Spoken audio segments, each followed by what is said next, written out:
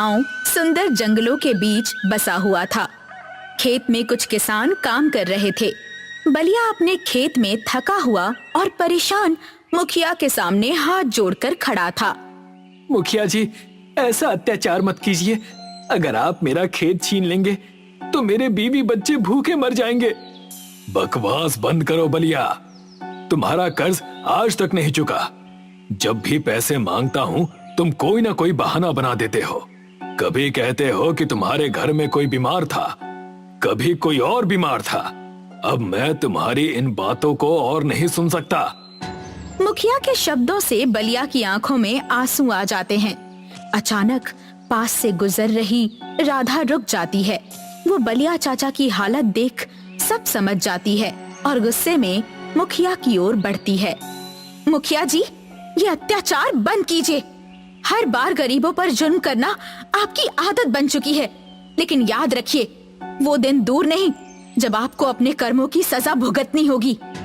मेरे काम में टांग अड़ाना बंद करो राधा। वैसे भी मैं तुम्हारी और तुम्हारे भाई मोहन की हरकतों से तंग आ चुका हूँ। तुम दोनों हमेशा गांव वालों को मेरे खिलाफ भड़काते रहते हो। राधा क्रोधित होकर वहाँ से चली जाती है। खेत खाली कर दो, वरना तुम्हारे लिए अच्छा नहीं होगा। बलिया सिर झुकाए भारी कदमों से वहाँ से चला जाता है। मुखिया अपने आलीशान घर में था। बलराम, उसका करीबी साथी, वहीं पास में खड़ा था। मुखिया गहरी सोच में डूबा था। मुखिया जी, आपको राधा और मोहन का कुछ करना होगा। ये दोनों बहन भाई हमेशा गांव वालों को आपके खिलाफ भड़काते रहते हैं। अगर ऐसा चलता रहा ना तो एक दिन पूरा गांव आपके खिलाफ खड़ा हो जाएगा। मुखिया बलराम की बात सुनकर मुस्कुराता है। ऐसा दिन कभी नहीं आएगा बलराम। बरसों पहले राधा और मोहन का पिता भी मेरे खिलाफ आवाज उठाता था, लेकिन तुम्हें याद है ना उसके साथ क्या हुआ था? हाँ मुखिया जी, वो जमींदार की खंडहर हवेली के तंदूर में गया और फिर कभी वापस नहीं आया। ठीक वैसे ही मैं राधा और मोहन को भी वहां भेजने का इंतजाम करूंगा। इधर राधा थकी हुई घर में प्रवेश करती है। मोहन, आज मैं खेत से आ रही थी। मुखिया ने बलिया चाचा के साथ जो किया वो सहा नहीं जाता। मैं मुखिया को डांट कर आई हूँ। तुमने सही किया राधा। हमें गांव वालों का हौसला बढ़ाते रहना चाहिए। मुखिया जैसे लोगों के खिलाफ आवाज उठाना ही सही रास्ता है। राधा और मोहन की बातचीत चल रही होती है कि विमला गुस्से में वहां आती हैं। तुम दोनों मेरी बात कभी नहीं मानते। मैंने कितनी बार कहा कि गांव वालों के मामले में दखल मत दो। मुखिया जो करता है करने दो। तुम लोगों को बोलने की क्या जरूरत है? माँ, हम अपनी आंखों के सामने अन्याय कैसे सहन कर सकते हैं? मुखिया गरीबों का हक छीन रहा है और आप कहती हैं कि हम चुप रहें। क्या आपने हमें इसीलिए पढ़ाया लिखाया था कि हम भी बुज़दिलों की तरह जिएं? विमला गहरी सांस लेते हुए अपने बच्चों को गौर से देखती है। वो गंभीरता से कहती है, तुम्हें अब वो सच बताना ही होगा। ये गांव वाले सब जानते हैं, लेकिन डर के मारे कुछ नहीं बोलते। तुम्हारे पिता भी मुखिया के खिलाफ थे। उन्होंने भी गरीबों के लिए लड़ाई लड़ी थी। लेकिन क्या माँ? हमें अब तक क्यों नहीं बताया? बरसों पहले मुखिया और उसका साथी बलराम रात को हमारे घर आए थे। उन्होंने तुम्हारे पिता को घसीटते हुए जमींदार की हवेली में बंद कर दिया। उसके बाद तुम्हारे पिता कभी वापस नहीं आए। ये सुनकर राधा की आंखों में आंसू आ जाते हैं। जमींदार की हवेली? मैंने सुना है जो भी वहां जाता है वो वापस नहीं आता। आखिर उस खंडहर का रहस्य क्या है? ये बहुत पुरानी बात है। इस गांव पर कभी एक जमींदार का शासन था। वो अंग्रेजों के लिए काम करता था। एक दिन एक बड़े अंग्रेज अधिकारी ने गुस्से में जमींदार को आदेश दिया कि पूरे गांव को जिंदा जलाकर मार दो। जमींदार ने अपनी हवेली में एक बड़ा तंदूर बनवाया और गांव वालों को उसमें फेंक दिया। लेकिन उसी समय एक साधु महाराज वहां पहुंचे। उन्होंने जमींदार को श्राप दिया और उसकी हवेली को बर्बाद कर दिया। अगले दिन जमींदार गायब हो गया और उसकी हवेली खंडहर बन गई। मोहन और राधा दोनों पूरी तरह चौंक जाते हैं। तो क्या वो तंदूर आज भी वहां है? कुछ लोगों का कहना है कि तंदूर अभी भी वही है और कभी-कभी उसमें से रंग बिरंगी किरणें निकलती हैं। राधा और मोहन गहरी सोच में डूब गए। अगले दिन राधा और मोहन मुखिया के घर पहुंच गए। मुखिया, अब मुझे सब पता चल गया है। तुम ही वो शख्स हो जिसने हमारे पिता को गायब किया। तो तुम्हें सच पता चल गया, लेकिन तुम सच जानकर भी क्या करोगे? मेरे खिलाफ बोलने की हिम्मत मत करना, वरना अंजाम वही होगा जो तुम्हारे पिता का हुआ था। हमें सीधे सीधे बता दो, हमारे पिता को तुमने कहाँ छुपाया, वरना हम पुलिस में शिकायत करेंगे। शिकायत करोगी? पुलिस को भी कुछ नहीं मिलेगा। इस गांव में आज तक जिसने भी मेरी बात नहीं मानी, उसे हम जमींदार की हवेली के तंदूर में फेंक देते हैं। वहां जो जाता है उसका नाम और निशान मिट जाता है। तुम्हारे ये अत्याचार अब नहीं चलेंगे। हम तुम्हारी पोल खोल कर रहेंगे। अगर तुम्हें अपने पिता का सच जानना है तो जाओ, जमींदार की हवेली में तंदूर के पास जाओ और खुद देखो। लेकिन याद रखना, जो वहां गया वो कभी वापस नहीं आया। राधा और मोहन गुस्से में वहां से निकल जाते हैं। राधा और मोहन चांदनी रात में खंडहर हवेली के पास पहुंचते हैं। हवेली के आसपास घना अंधेरा और सन्नाटा था। अचानक एक साधु उनके सामने प्रकट होता है। तुम दोनों इस वक्त यहाँ क्या कर रहे हो? ये जगह खतरनाक है। हम अपने पिता को ढूंढने आए हैं। हमें लगता है कि उस तंदूर में जाने से हमें उनके बारे में पता चलेगा। तुम दोनों को तुम्हारे पिता का सच जरूर पता चलेगा, लेकिन याद रखना, तंदूर के पास जाने पर कुछ रहस्यमयी घटनाएं हो सकती हैं। घबराना मत, मेरी एक बात ध्यान से सुनो। तंदूर में कूद जाना, बाकी सब चमत्कार पर छोड़ दो। इतना कहकर साधु वहां से चला जाता है। राधा और मोहन एक दूसरे को देखते हैं और खंडहर हवेली में घुस जाते हैं।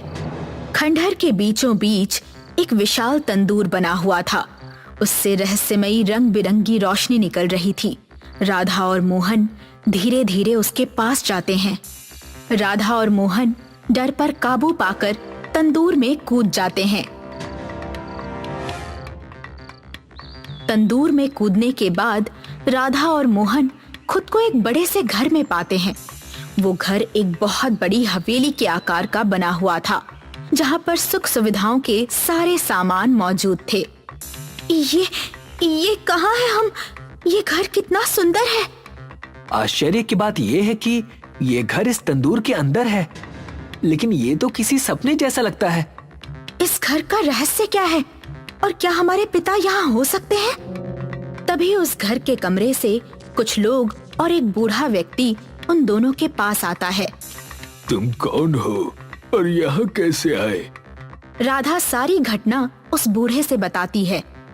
हम अपने पिता को ढूंढ रहे हैं। भीड़ से एक व्यक्ति बाहर आता है। वो कोई और नहीं, मोहन और राधा के पिता थे।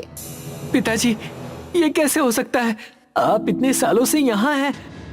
बेटा, जब मुखिया ने मुझे तंदूर में फेंका तो मैं यहाँ आ गया।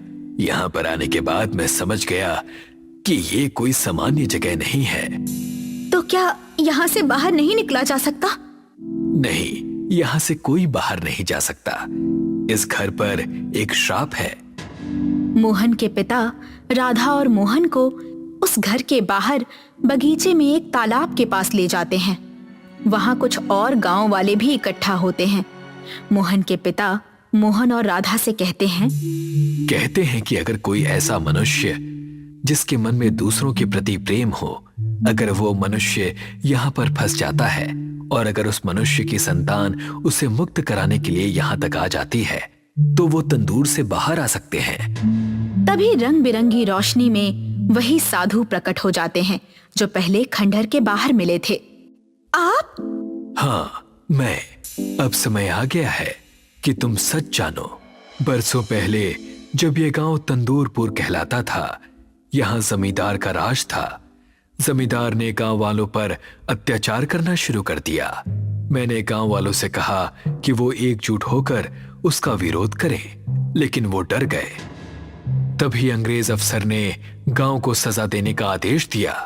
जमींदार ने क्रूर योजना बनाई और हवेली के अंदर एक बड़ा तंदूर बनवाया। उसने एक एक कर सभी गांव वालों को तंदूर में फेंकना शुरू कर दिया। मैं गुस्से से भर गया। मैंने गांव वालों की कायरता और जमींदार की क्रूरता के कारण इस जगह को श्राप दे दिया। तंदूर में फेंके गए लोग मरते नहीं, पर कभी बाहर भी नहीं आ सकते। जमींदार मेरे श्राप के कारण उसी समय जलकर राख हो गया और हवेली खंडहर में तब्दील हो गई। तो आप ही ने ये श्राप दिया था? हाँ, पर अब इसे तोड़ने का समय आ गया है। इस श्राप को तोड़ने के लिए किसी एक निडर व्यक्ति को तालाब में कूदकर अपना बलिदान देना होगा। मैं ये बलिदान दूंगा। नहीं मोहन, मैं करूंगी। ये मेरा कर्तव्य है। मोहन तालाब में कूद जाता है। तालाब से तेज रोशनी निकलती है। सभी गांव वाले शाप से मुक्त हो जाते हैं और तंदूर से बाहर आ जाते हैं। मुखिया और बलराम वहीं खड़े थे।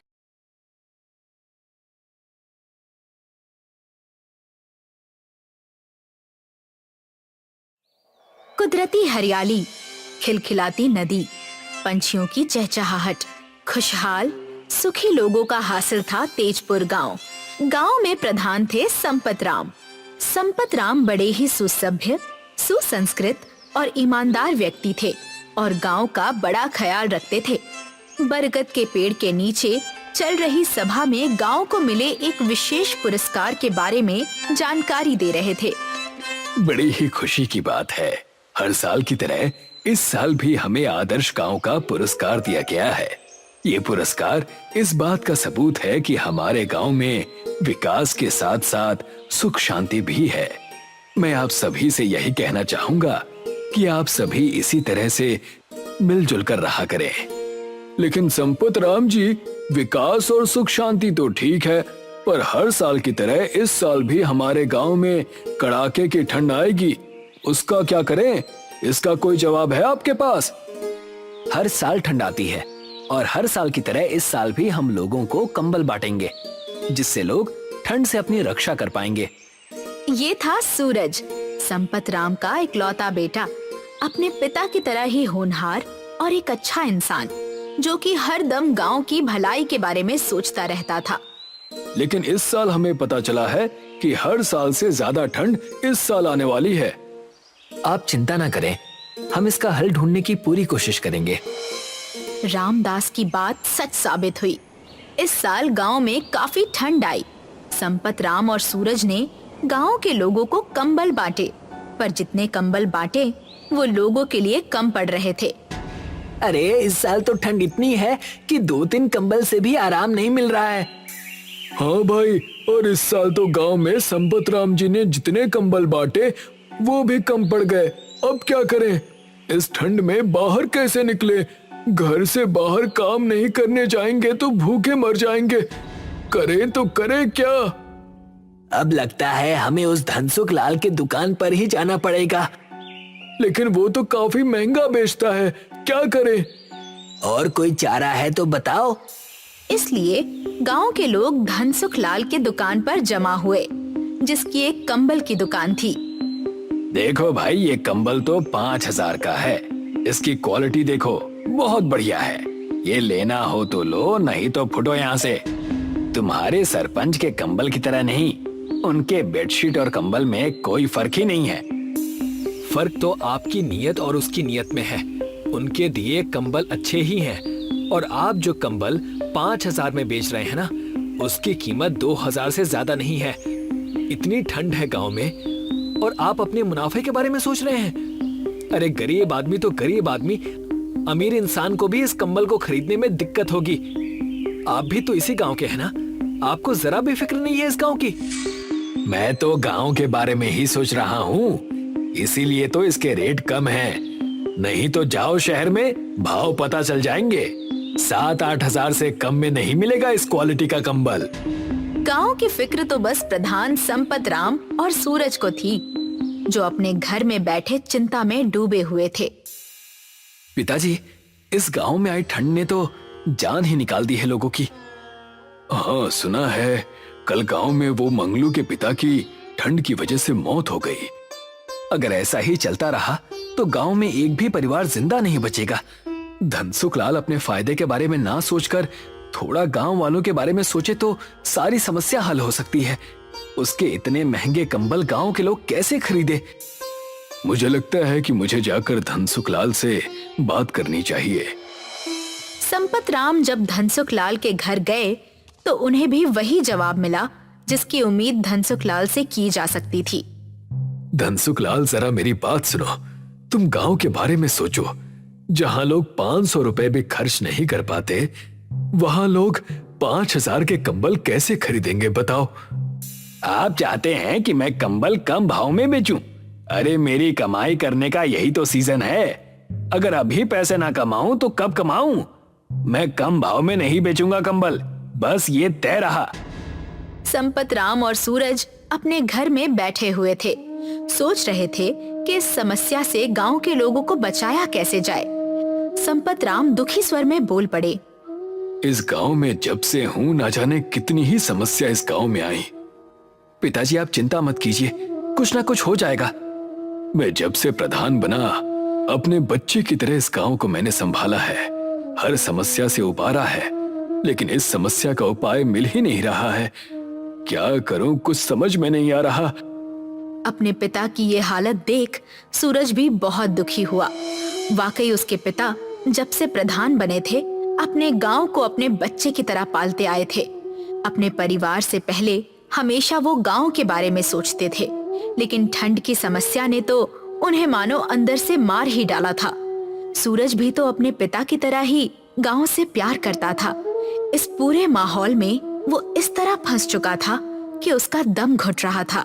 इसीलिए टहलने के लिए वो गांव से दूर नदी किनारे पहुंचा। अरे भैया सुनो ना, हमारी बॉल उस बिल में गई है। प्लीज आप हमें उसमें से हमारी बॉल निकाल कर दीजिए ना। कहाँ गई है तुम्हारी बॉल? वो देखिए उधर, उस बिल में गई है। तुम लोगों को यही जगह मिली खेलने के लिए? मैदान में जाकर नहीं खेल सकते तुम लोग? यहाँ बिल है, बिल में पता नहीं क्या हो, सांप बिच्छू का डर होता है। भैया प्लीज बॉल निकाल दीजिए ना, हम लोग अभी मैदान में चले जाएंगे। प्लीज हमारी बॉल निकाल दीजिए।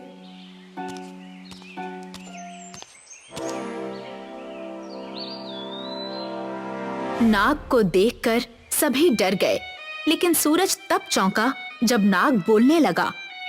डरो मत, मैं जानता हूँ कि मुझे देखकर तुम डर गए हो। मैं एक बोलने वाला नाग हूँ। बिल में हाथ किसने डाला? सूरज डरते हुए कहता है, जी मैंने। हम बहुत खुश हुए, तुमने मेरी बहुत मदद की है। मुझे एक ऐसी चोट लगी जिससे ऐसा फोड़ा बन गया कि मैं ना चल सकता था और ना ही एक जगह बैठ सकता था।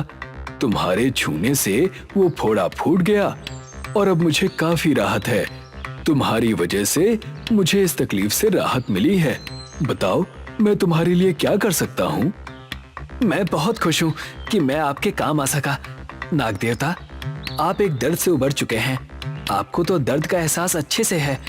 मैं भी एक दर्द से गुजर रहा हूँ जिसका उपाय मुझे नहीं मिल रहा।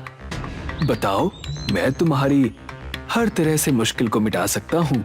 तो बताओ, तुम्हें क्या चाहिए? जी, मेरे गांव का नाम तेजपुर है। बात यह है कि इस साल गांव में काफी ठंड पड़ रही है, जिससे लोग काफी परेशान हैं। लोग मर रहे हैं। अगर आप हमारे लिए कुछ कर सके तो मैं आपका ऋणी रहूंगा। ऋणी तो मैं तुम्हारा हूँ। तुम्हारी इस समस्या का निवारण मैं करता हूँ। फिर क्या था, एक ही पल में सूरज और बच्चों के सामने एक बड़ा सा तंदूर प्रकट हुआ और सूरज के हाथ में एक जादुई माचिस भी आ गई। ये एक तंदूर है। तुम्हारे हाथ में जो माचिस है, सिर्फ उससे ही ये तंदूर जलेगा। इसकी गर्मी से तुम्हारे गांव में ऐसी गर्माहट फैलेगी कि कंबल की भी जरूरत नहीं पड़ेगी। सब कुछ सामान्य हो जाएगा। वाह, इतना बड़ा तंदूर! अब तो बहुत मजा आएगा।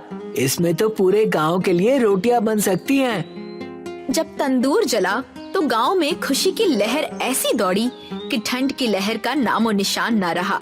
गांव के लोग भर भर कर सूरज को दुआएं देने लगे, और देते भी क्यों ना, आज उसकी वजह से तो गांव में सुख और शांति आई थी। वाह सूरज भैया, ये तंदूर से तो ऐसी गर्मी पैदा हो रही है कि गांव में किसी को भी ठंड नहीं लग रही है।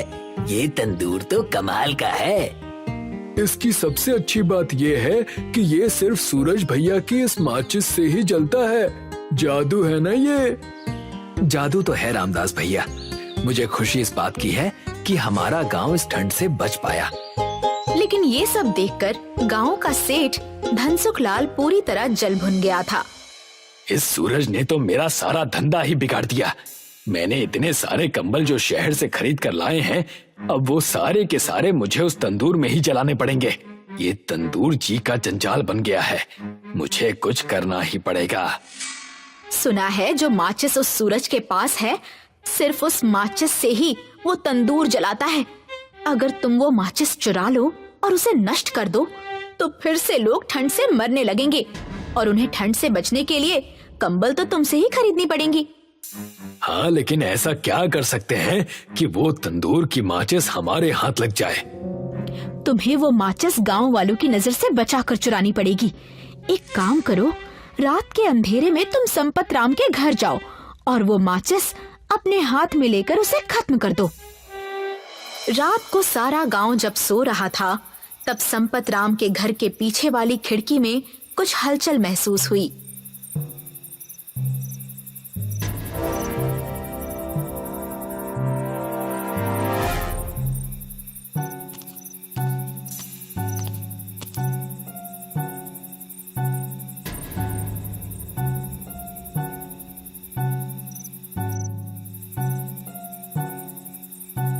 मुझे माफ कर दो, मुझे माफ कर दो, सांप मुझे काट लेगा।